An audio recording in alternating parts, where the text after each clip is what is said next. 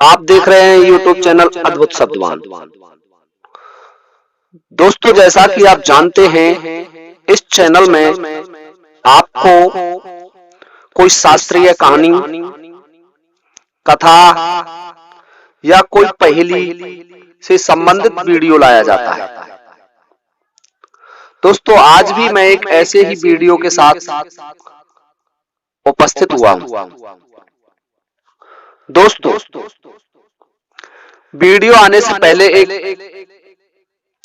Request करना चाहूंगा, यदि आपने अभी तक हमारे चैनल को सब्सक्राइब नहीं किया है तो हमारे चैनल को सब्सक्राइब जरूर कर लें और सब्सक्राइब बटन के पास में ही एक छोटा सा बेल आइकन होता है, उसे प्रेस कर लें ताकि आगे आने वाले वीडियो का नोटिफिकेशन आप तक पहुंच जाए। दोस्तों, आज का जो वीडियो है वो एक मिस्टर गौरव कुमार जी का कमेंट प्राप्त हुआ था। मिस्टर गौरव कुमार जी लिखते हैं, अपने उस कमेंट में मैं उसको पढ़ रहा हूं। कहां से आई राम राम, कहां ते आई जय, इत्ते गए तीन जने बित्ते आए छह। अर्थात गौरव कुमार जी ये पूछना चाह रहे हैं कि राम राम कहां से शुरुआत हुई, सबसे पहले राम शब्द का उच्चारण कहां किया गया, किसने किया, और इधर से तीन व्यक्तियों को भेजा और उधर से 6 आए लौटकर। तो दोस्तों सुनिए, मिस्टर गौरव कुमार जी, यदि आप हमारा वीडियो देख रहे हैं तो ध्यान से सुनिए। देखो, ये बात है सृष्टि के प्रारंभ की। सृष्टि के प्रारंभ की बात कर रहा हूं मैं, जब सृष्टि की रचना हो रही थी उस समय की बात। दोस्तों, आपको एक चीज इसमें मैं वीडियो से पहले और समझाना चाहूंगा कि एक भ्रम को मिटा लें आप। गणेश 2 हुए थे, गणेश 2 हुए थे। अब आप ये कहेंगे ये नई बात सुनिए, लेकिन इसका कोई प्रमाण, तो प्रमाण सुनिए, मैं प्रमाण भी बताऊंगा आपको। जिस गणेश को माता पार्वती ने पैदा किया था वो रक्षा गणेश थे। पार्वती ने अपनी रक्षा करने के लिए गणेश को पैदा किया, जबकि आदि गणेश जो मिट्टी का ढीम होता है, मिट्टी का एक टुकड़ा होता है, कहीं भी हम जैसे कोई शुभ काम करते हैं तो एक मिट्टी के टुकड़े पर कलाया बांध करके रखते हैं, उसकी पूजा सर्वप्रथम होती है, ना कि इस रक्षा गणेश की। अब आप ये कहेंगे कि ये बात तो हमने सुनी नहीं है, तो देखिए मैं आपको एक रामचरितमानस की चौपाई पढ़ रहा हूं। चौपाई में लिखा हुआ है, मुनि अनुशासन गणपति, दोहाए पूजे शंभ भगवान, को सुन संशय करे जन सुर अनादि जिए जान। अर्थात भगवान शंकर और पार्वती के विवाह में ऋषि मुनि और जो फेरा पारने वाले थे उनकी आज्ञा से भवानी और शंकर ने गणपति की पूजा की थी। मुनि अनुशासन गणपति पूजे शंभ भवानी, अर्थात जब भगवान शंकर का विवाह हो रहा था उस समय गणेश की पूजा हुई थी, जबकि रक्षा गणेश को पार्वती जी ने अपनी रक्षा के लिए नहाते वक्त अपने शरीर से पैदा किया था, मैल से। तो दोस्तों, वो गणेश दूसरे हैं और मैं बताऊंगा वो क्या है। इसी में वीडियो थोड़ा लंबा हो जाएगा। देखिए दोस्तों, सृष्टि के प्रारंभ में सबसे पहले जब कुछ नहीं था तो शिव पुराण के अनुसार बात कर रहा हूं मैं, शिव पुराण में लिखा हुआ है, नाद एवं बिंदु के मिलन से ब्रह्मांड की रचना हुई। अब ये नाद शब्द कहां से आया? सबसे पहले ओम पैदा हुआ, ओम ध्वनि पैदा हुई। ध्वनि से उस ध्वनि को आकार देते हुए आप देखते होंगे आदमी के सारे शरीर पर ओम लिखा हुआ होता है। आंखों पर देखिए, नाक पर देखिए, यानी पूरा शरीर ओम से जड़ा हुआ है। अब चलते हैं ध्वनि के बाद आकार आया और उसको मिलाकर के ओमकार शब्द बना। ओमकार, ओमकार में 5 अक्षर होते हैं, देखिए एक आ होता है छोटे वाला, एक उ होता है छोटा, एक मा होता है, एक का होता है और एक रा होता है। आ 2 बार आया है। अब सुनिए ध्यान से, कितने अक्षर हो गए ये? 5 अक्षर। 5 मूल अक्षर आते हैं ओमकार। तो ओमकार के 5 अक्षर आकार में आ गए थे उस समय और शब्द की उत्पत्ति हुई, और जो इस सृष्टि पर सबसे पहला शब्द हुआ बना वो शब्द था राम। ओमकार से कौन कौन से रा निकला? देखिए राम की जब हम व्याख्या करते हैं तो राम में आ रा होता है, आ होता है और मा होता है। तो ये तीनों शब्द ओमकार से निकल करके शब्द रूप में आ गए और राम शब्द की उत्पत्ति हो गई। दोस्तों राम शब्द का जब हम और विश्लेषण करते हैं तो देखिए रा का अर्थ होता है रकार, मां का अर्थ होता है मकार और आ का अर्थ होता है आकार। रकार का अर्थ होता है ये अग्नि नारायण का प्रतीक है और जो शुभ अशुभ कर्म होते हैं उनको भस्म करने वाला है। आकार होता है, ये आकार है काम क्रोध मद लोभ मोह इनको नष्ट करने वाला, सूर्य नारायण का प्रतीक है। और मकार है वो चंद्र नारायण का प्रतीक है, इसमें त्रिविध ताप होते हैं, उनको भस्म करने की क्षमता है। दोस्तों राम के तीनों शब्दों का जब हम विश्लेषण करने के बाद आगे चलते हैं तो राम और ओम इनसे मिलकर के एक आदि शक्ति पैदा हुई। आदि शक्ति को आदेश दिया गया कि आप सृष्टि की रचना करें, देहधारी साकार रूप वाले पुरुषों को पैदा करें।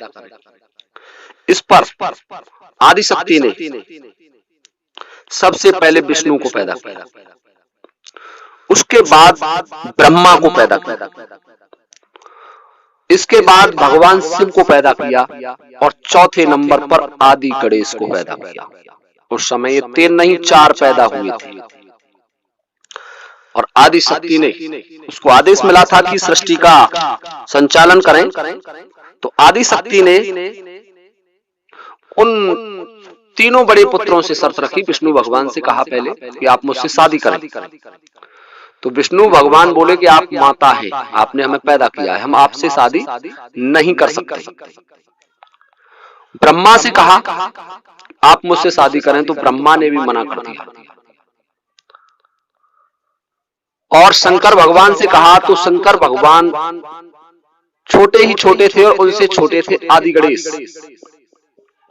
तो आदि गणेश जी ने भगवान शंकर से कहा, छोटे आदि गणेश तो छोटे थे, उनसे तो उन्होंने कुछ कहा ही नहीं। तो आदि गणेश ने शंकर भगवान से कहा कि इनके ऊपर जो शब्द है वो राम है, तो आप इनसे राम कहें तब ये शांत हो सकती है। आदि शक्ति ने क्रुद्ध रूप धारण कर लिया कि मैं तुम तीनों को भस्म कर दूंगा। आदेश मिला था आदि गणेश से राम का, तो सबसे पहले राम का नाम निकला आदि गणेश के मुंह से। बताया किसको था? शंकर भगवान को। तो आज राम कहां से आई? आदि गणेश से। किसके पास आई? शंकर भगवान के पास। और शंकर भगवान ने मिला के कह दिया जय राम। जय कहां से आई? शंकर भगवान से। और विष्णु भगवान ने भी अपने तरफ से एक शब्द मिलाया, 3 शब्दों की उत्पत्ति हुई और विष्णु भगवान ने एक शब्द मिला दिया जय श्री राम। तो विष्णु भगवान ने श्री का उच्चारण कर दिया। आदि गणेश ने भगवान शंकर को बताया था राम, शंकर भगवान ने अपनी तरफ से जय मिलाई, जय श्री राम, जय राम, और विष्णु भगवान ने श्री मिला दिया, जय श्री राम। तो तीनों शब्दों की उत्पत्ति हो गई। अर्थात जय कहां से आई? शंकर भगवान से। और राम कहां से निकल के आया? आदि गणेश के मुंह से। अब सुनिए दोस्तों, ये तो आई कहां से आई? राम राम, अर्थात राम आई थी आदि गणेश से। जय किससे आई? शंकर भगवान से। और श्री की उत्पत्ति कहां से हुई? श्री हरि विष्णु के मुखारबिंद से। अच्छा, अब देखिए नारद पुराण में लिखा हुआ है, आप ये भ्रम में ना रहें कि राम जो दशरथ के अवतारी राम थे वो हैं, वो अवतार धारण करके आए थे। लेकिन राम के बारे में नारद पुराण में लिखा है रमंती इति रामा, अर्थात जो समस्त प्राणियों में रमते हैं, पूरे संसार में व्याप्त हैं, वही राम है। ब्रह्मवैवर्त पुराण में लिखा हुआ एक श्लोक पढ़ रहा हूं, ब्रह्मवैवर्त पुराण का। रा शब्दो विश्वचनो महीश्वरः वाचकः विश्वसरै यो ही तेन रामः प्रकीर्ति। अर्थात रा जो शब्द है वो विश्ववाचक है और मां शब्द है वो ईश्वरवाचक है। यही राम है, अर्थात जो ब्रह्मांड का स्वामी है वो राम है। राम की एक व्याख्या राधा जी ने भी की थी और राधा जी ने भी राम को यही कहा था कि राम विश्ववाचक है और मां ईश्वरवाचक है। पद्म पुराण में पेज नंबर 271 पर एक श्लोक लिखा हुआ है, वो भी मैं पढ़ रहा हूं। राम रामेति रामेति रम राम मनोरमे सहस्त्र नाम ततुल्यम राम नाम वरानने। अर्थात राम नाम के महत्व पर प्रकाश डालते हुए पद्म पुराण में कहा गया है कि राम का एक नाम 1000 नामों के बराबर होता है। मित्रों, सबसे पहले राम का नाम मैंने बता दिया है आपको, और एक विष्णु पुराण के अनुसार एक पुस्तक चलती है विष्णु सहस्त्र नाम। देखिए, मैं आपको साथ साथ प्रमाण भी देता चल रहा हूं। अर्थात इस पुस्तक में विष्णु के 1000 नामों की व्याख्या की गई है, 1000 नामों की सूची है, और इस सूची में राम का नाम 394वां विष्णु का नाम है इस पुस्तक के अनुसार। दूसरी चीज, वैदिक साहित्य की बात करते हैं तो सबसे पुराना वेद है ऋग्वेद, और ऋग्वेद में भी 2 स्थानों पर राम नाम का उल्लेख हुआ है। एक स्थान पर ऋग्वेद में इक्ष्वाकु और एक स्थान पर दशरथ शब्द का भी उल्लेख हुआ है।